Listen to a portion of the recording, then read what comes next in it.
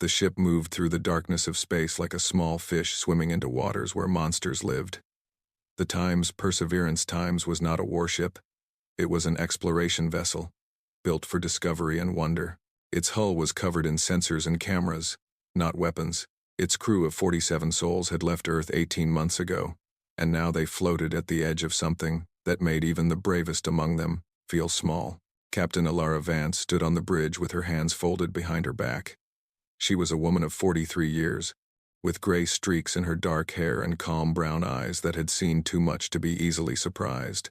Through the main view screen, she watched the stars ahead. They looked the same as any other stars, but according to every map, every warning, every piece of alien intelligence humanity had ever gathered, those stars belonged to the Celestial Dominion. No one crossed into the Dominion. No one. For 3,000 years, the elder races of the galaxy had marked this region as forbidden. The Authority Conclave ruled here, beings so ancient and powerful that younger species spoke of them in whispers. Ships that entered the Dominion did not return. Distress signals were never received. It was as if the Dominion simply swallowed trespassers whole, leaving nothing behind but silence. And yet here was humanity, barely 200 years into interstellar travel, pointing their little exploration ship straight at the boundary. Lieutenant Marcus Chen looked up from his console. He was young, perhaps 28, with quick hands and a nervous habit of tapping his fingers when he was worried. Right now, he was tapping very fast. "Captain, we're approaching the veil. Sensors show some kind of energy field ahead. It's not blocking us, but it's definitely scanning us." Alara nodded slowly. "Let it scan. We have nothing to hide." Ensign Priya Sharma, who handled communications, turned in her chair. She was the youngest on the bridge, fresh out of the academy, but her voice was steady. "Captain, should I broadcast a greeting? A peace message?" "Yes," Alara said. "Standard first contact protocol. Tell them we come in peace. We mean no harm, and we request permission to pass through their space." Priya sent the message. The bridge fell silent. Everyone waited. Minutes passed. The ship drifted forward, crossing the invisible line that separated known space from the forbidden. Alara felt a strange tingle run across her skin, as if the universe itself had noticed them. She ignored it and kept her eyes forward. Then the stars ahead began to move. No, not the stars. Ships, dozens of them, appearing from nowhere, surrounding the Perseverance Times in a perfect sphere.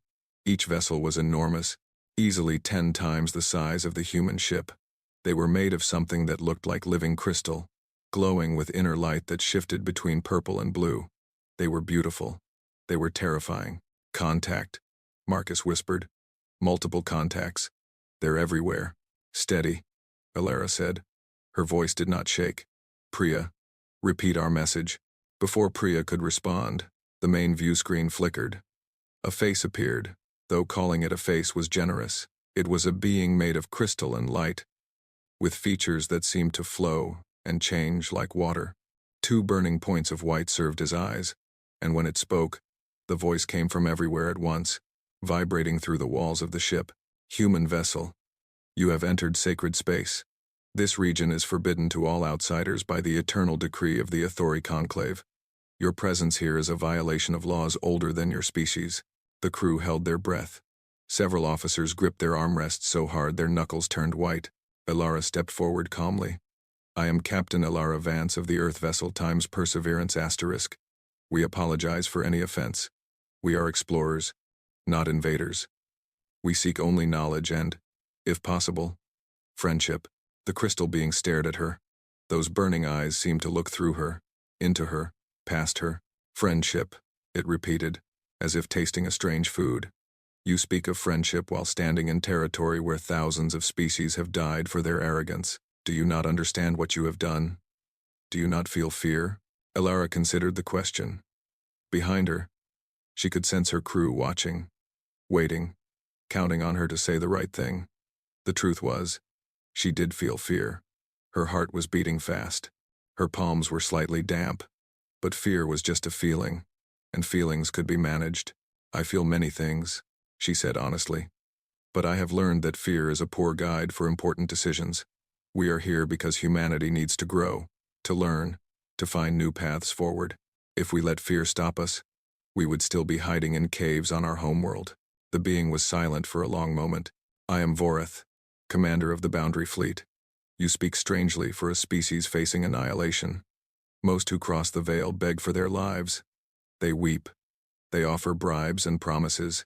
You stand there as if we are meeting for a casual conversation. Ilara allowed herself a small smile. Would you like some tea? I find difficult conversations go better with tea. The silence that followed was so complete that Priya later swore she could hear her own heartbeat echoing off the walls. Voreth's crystalline face shifted, the patterns of light moving in ways that might have been confusion or curiosity or something humans had no word for. Tea, Voreth said slowly. It's a drink from our homeworld, made from dried leaves and hot water. Very calming.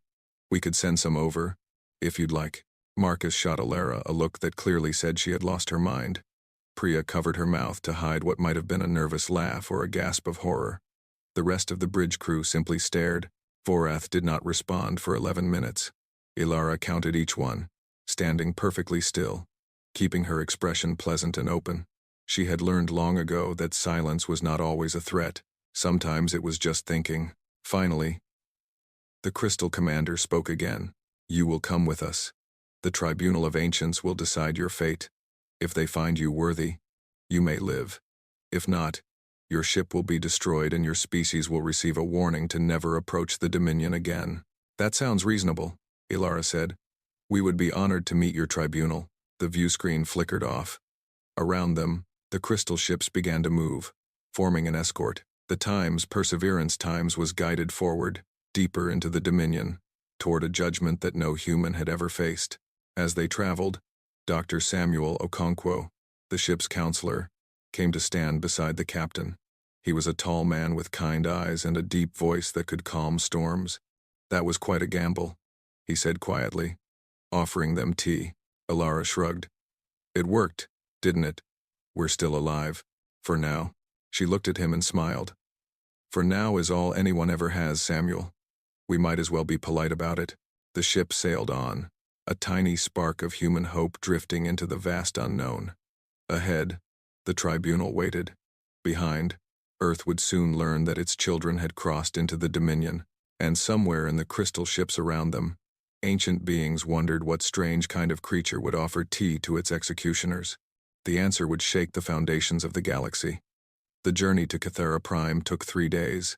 During that time, the crew of the Perseverance Times was treated not as prisoners, but as something closer to strange animals being transported to a zoo. The crystal ships did not threaten them. They simply watched. Their sensors always pointed at the human vessel, recording everything. Captain Ilara Vance used the time wisely.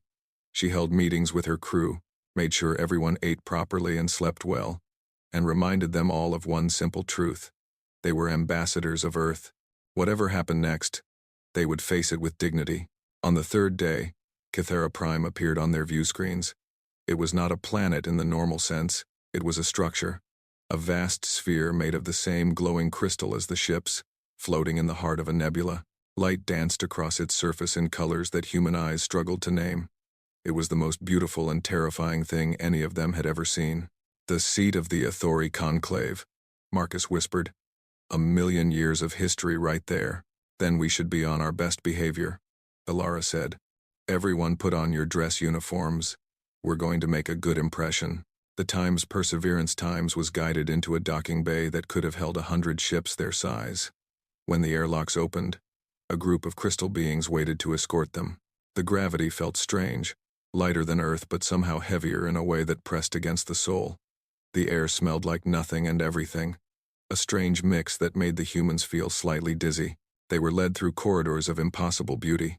The walls seemed alive, shifting with patterns and colors that told stories older than human civilization. Priya tried to take pictures with her personal device, but the images came out as nothing but light. Some things, it seemed, could not be captured. Finally, they entered the tribunal chamber. It was vast beyond understanding. The ceiling, if there was one, was so high, it disappeared into darkness. 7 thrones of different shapes and sizes stood in a semicircle, each holding a being that radiated power like a small sun. These were the ancients, the rulers of the Dominion. and their eyes all turned to the small group of humans walking toward them. Elara counted them quickly. A being of living shadow and starfire, darkness and light fighting for space within its form, a creature that looked like a floating ocean, waves moving constantly within a vaguely humanoid shape, something made entirely of sound, visible only as ripples in the air. A massive insectoid being with wings like stained glass, a figure wrapped in robes of pure thought, its true form hidden, a tree-like entity with branches reaching in all directions, and something that hurt to look at directly, a shape that seemed to exist in more dimensions than three. The shadow and starfire being spoke first. Its voice was old, so old that it seemed to carry the weight of dying stars. I am High Arbiter Zelthan. You stand before the Tribunal of Ancients, the governing body of the Celestial Dominion. For your crime of crossing the veil, you will be judged. Elara bowed her head respectfully. We are honored to stand before you, High Arbiter.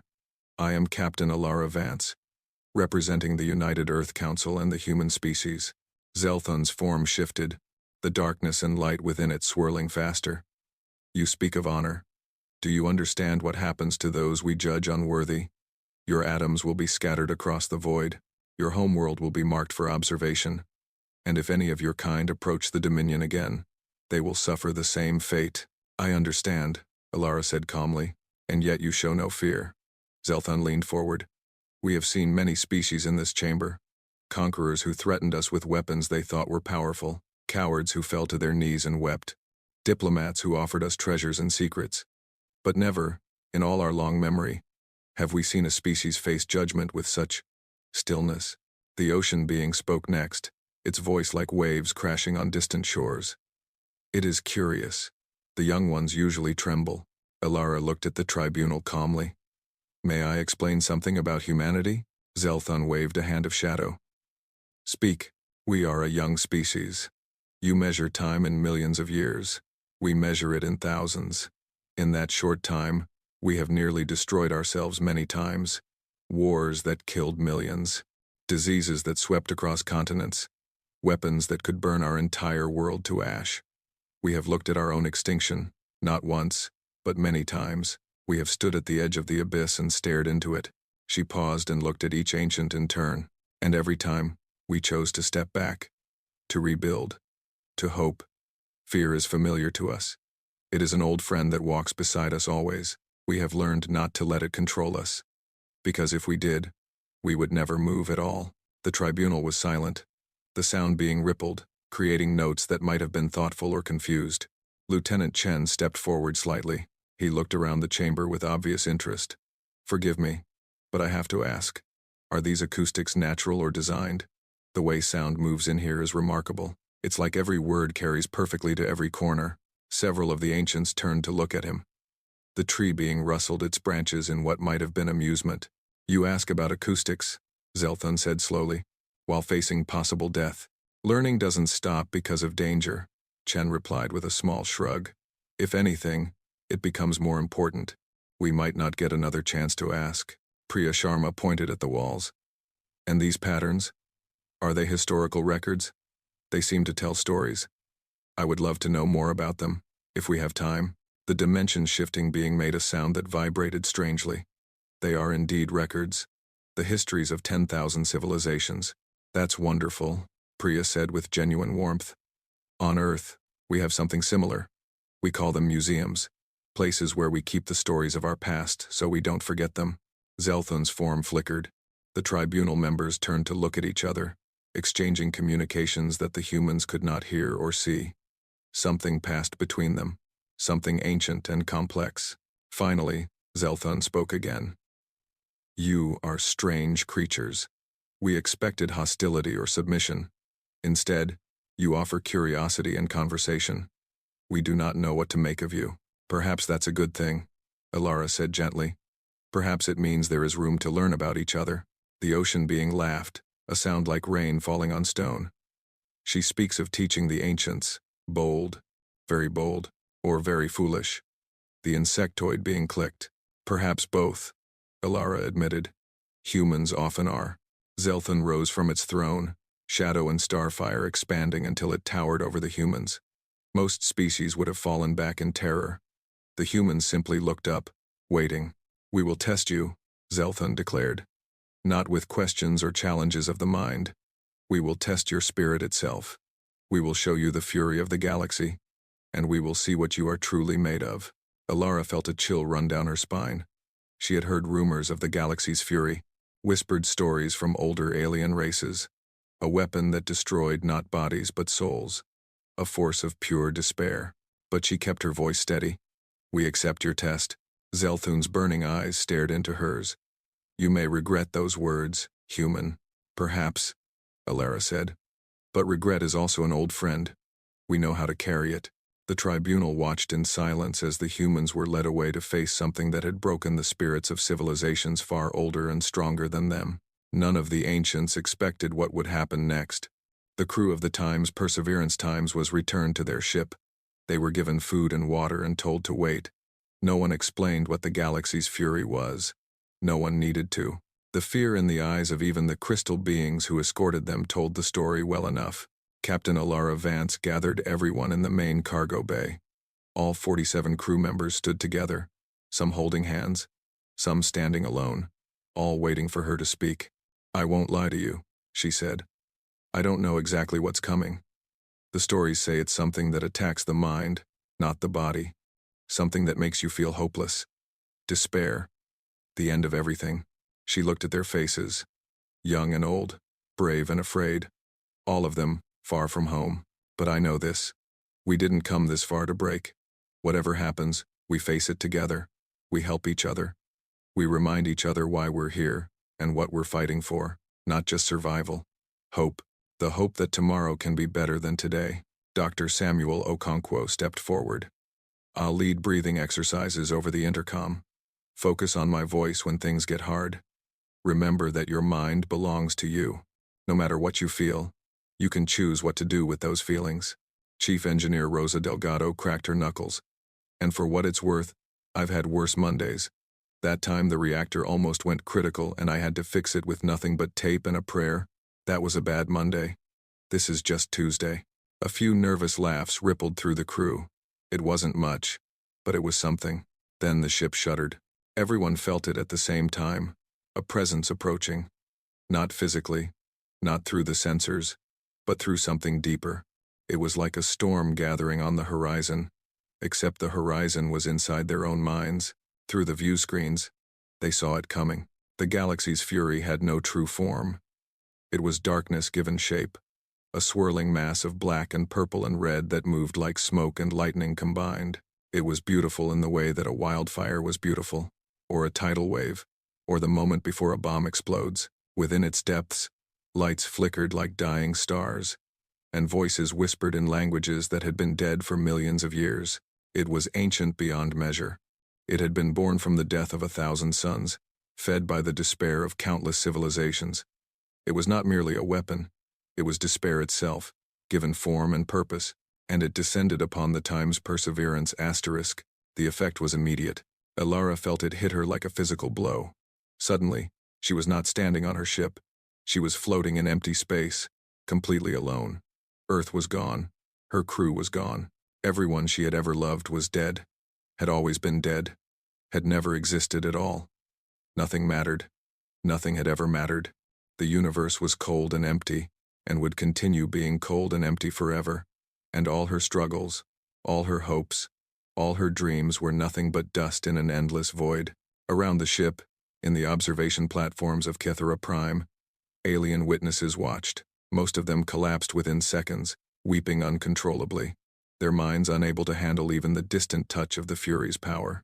The ancients had shields protecting them, but even through those shields, they felt echoes of the despair that was flooding the human vessel. They waited for the screaming to begin. It didn't. Inside the Perseverance asterisk, the crew was fighting. Not with weapons, not with technology, but with something far simpler and far stronger. They were fighting with each other. Dr. Okonkwo's voice came over the intercom, steady and calm despite the tears streaming down his face. Breathe in for 4 counts.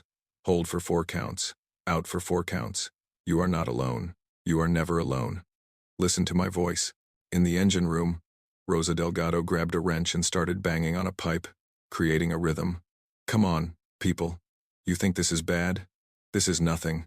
I once had to explain to my mother why I dropped out of medical school to become an engineer. That was real terror. Lieutenant Chen pulled out his tablet and started showing pictures to everyone around him. Pictures of Earth, sunsets over oceans, mountains covered in snow, children playing in parks. Look at this. This is real. This is what we're going home to. This is worth fighting for. Priya Sharma started singing. Her voice was small and shaky, but she sang an old Earth song about hope and tomorrow and holding on. One by one, others joined her. The song spread through the ship, from deck to deck, voice after voice adding to the chorus. The galaxy's fury pushed harder. It showed them visions of their homeworld burning, their families dying, their civilization crumbling to nothing. It whispered that everything they loved was already lost, that hope was a lie, that surrender was the only peace, and the humans acknowledged the visions. They felt the pain. They let the despair wash over them like waves. Then they kept singing. Captain Vance found herself in the cargo bay, holding the hand of a young engineer who was sobbing uncontrollably. She held him and spoke quietly. I know it hurts. It's supposed to hurt. But pain passes. It always passes. We've survived ice ages and plagues and wars. We've buried our dead and planted flowers on their graves and kept going. That's what we do. That's who we are. The engineer looked up at her with red eyes. How? How do we keep going when everything is meaningless? Alara smiled gently. We make meaning. We don't find it in the universe. We create it.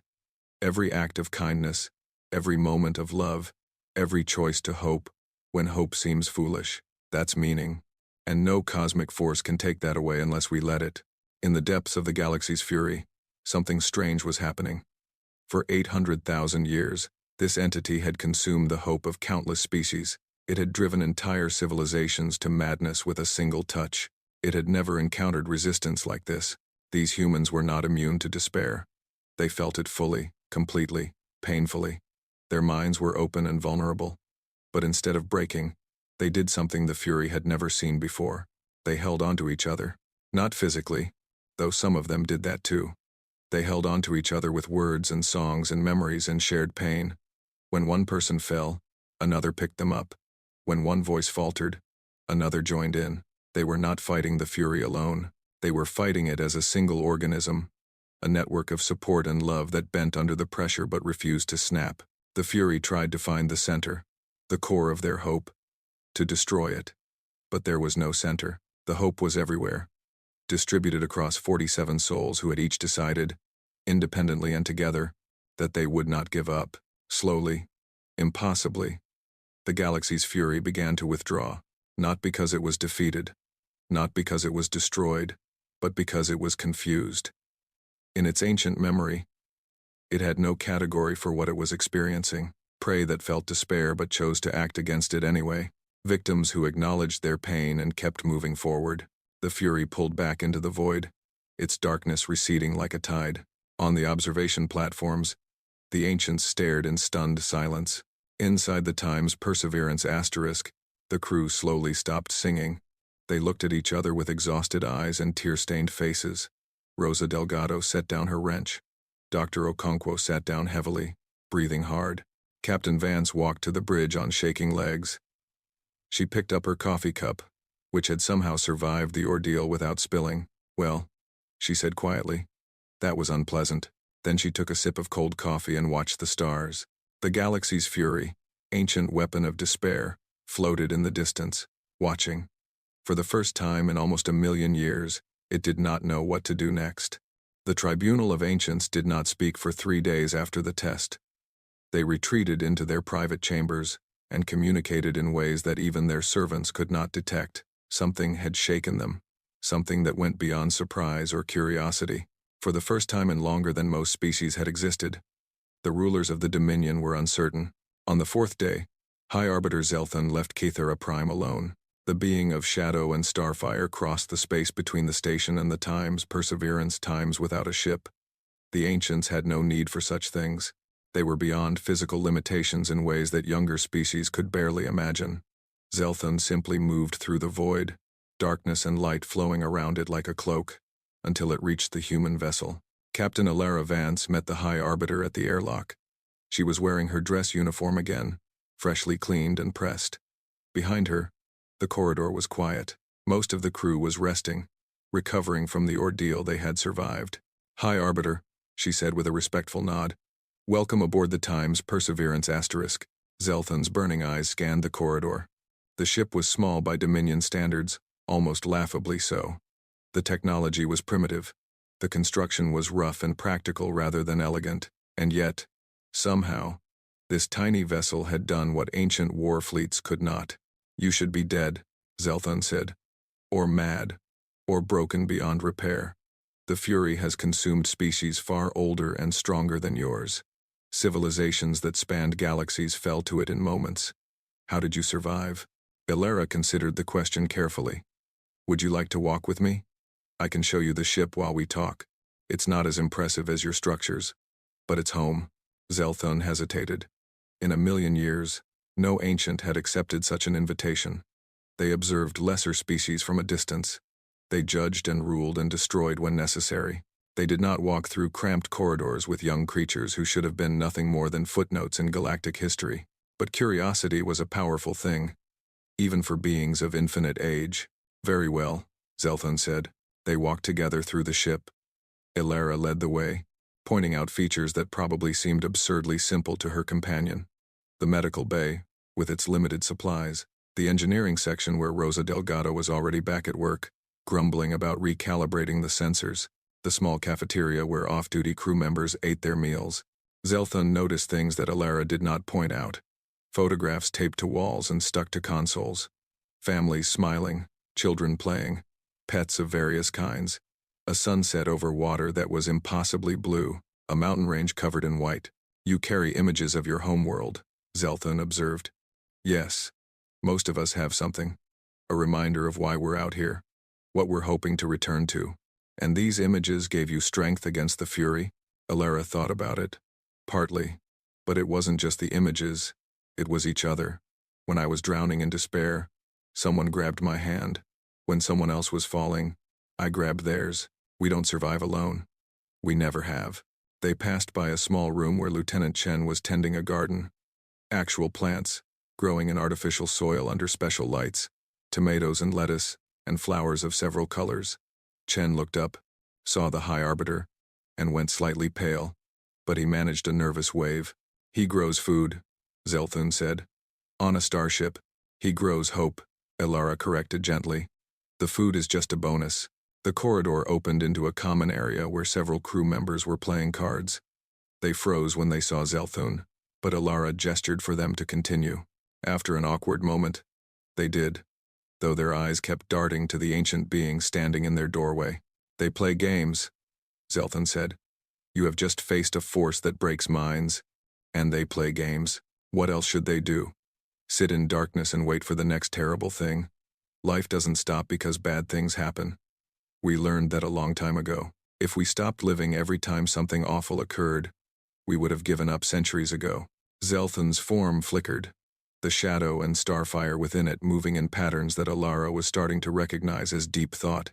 "You speak of your history. The wars, the plagues, the weapons that could destroy your world." "Yes. How do you remember such things and still feel hope?" Elara stopped walking. They were near a viewport now, looking out at the stars. She was quiet for a long moment before answering. "Because we also remember the other things. The moments when people helped strangers for no reason except that it was right. The times when enemies became friends. The songs that survived when everything else was lost. The children who were born in the middle of disasters and grew up to build something new." She turned to face the High Arbiter directly. "We carry our pain openly, High Arbiter. We talk about it. We write songs and stories about it.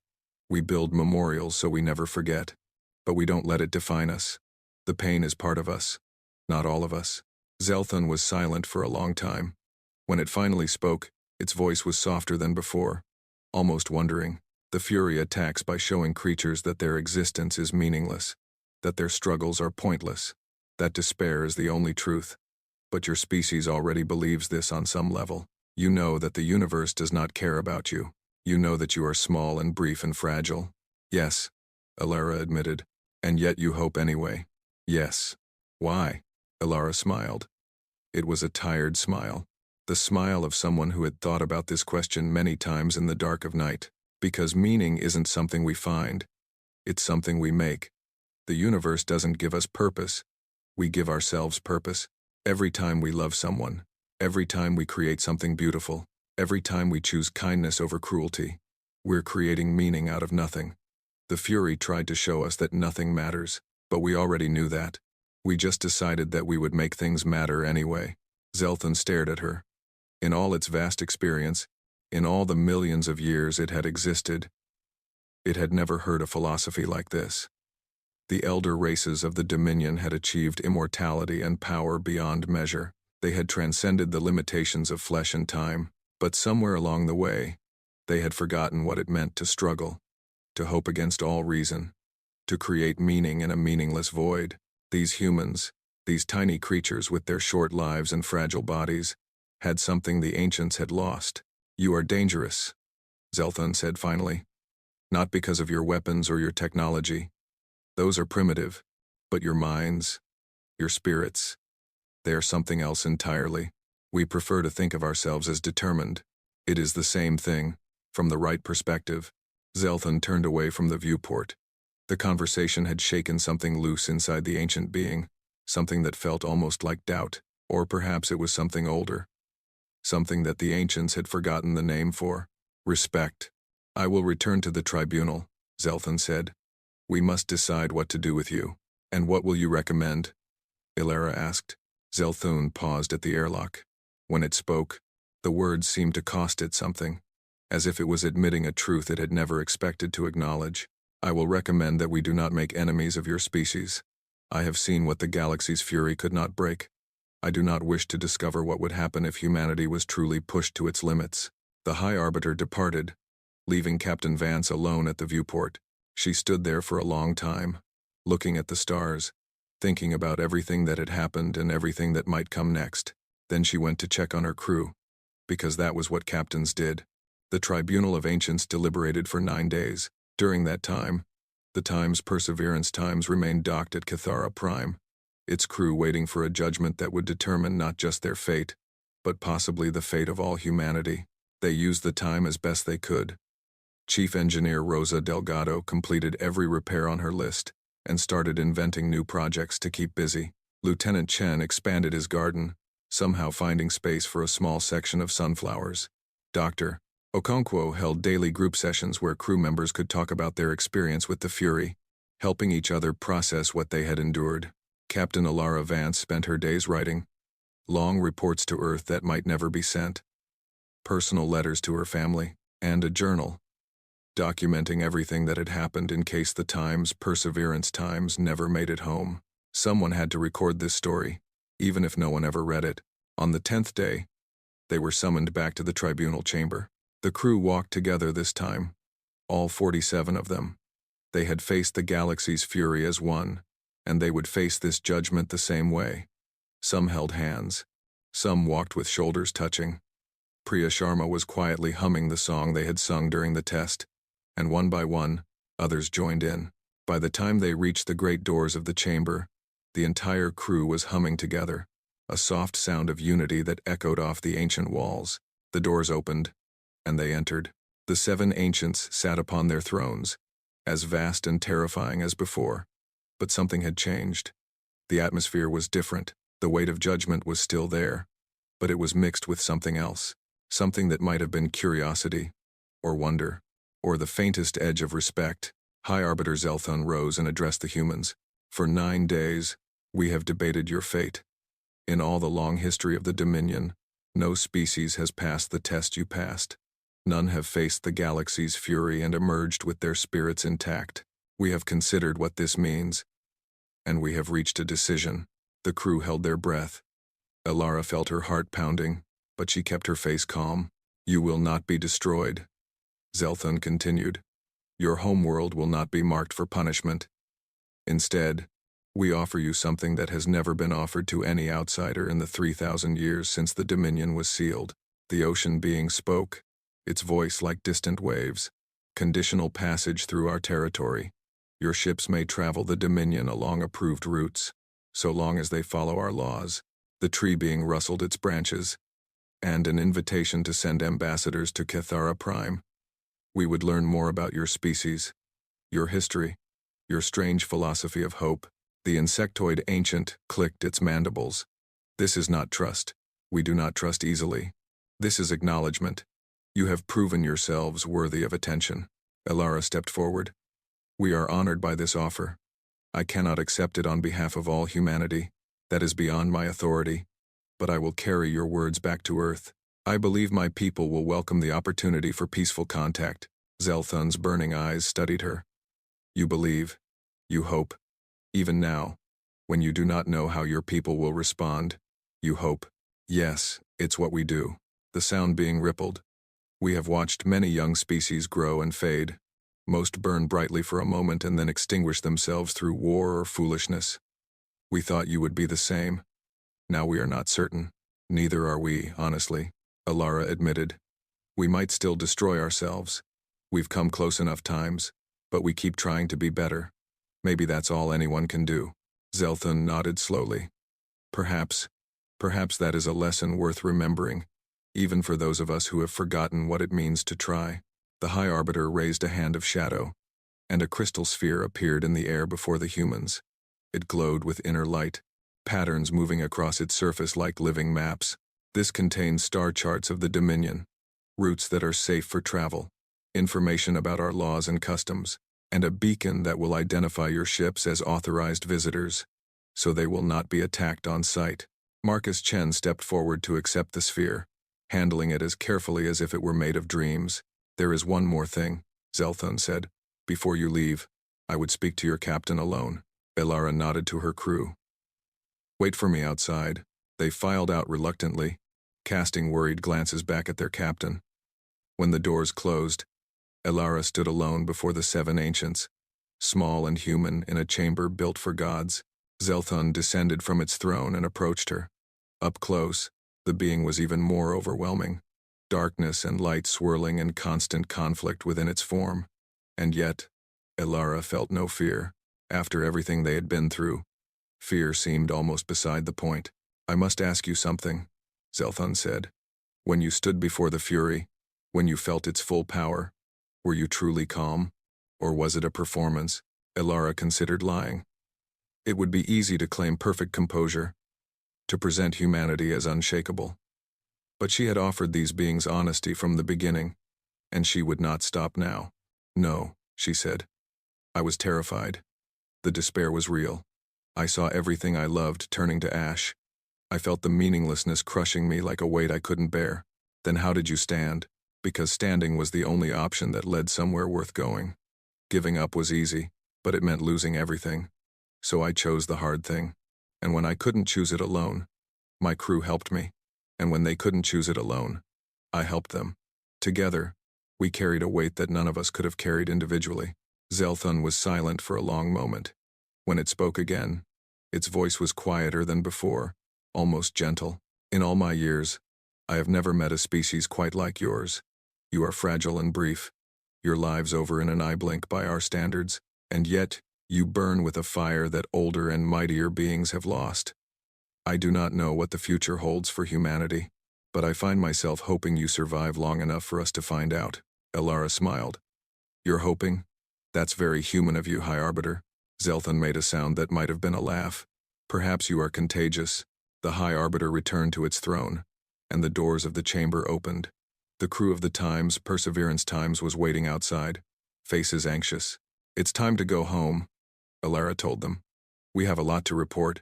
The journey back to the Veil took 2 days. This time, the crystal ships that escorted them flew in formation rather than surrounding them as captors. When they reached the boundary, the ships peeled away, and for a moment, Vorath appeared on the view screen. Safe travels, humans. I confess, I did not expect to say these words when we first met.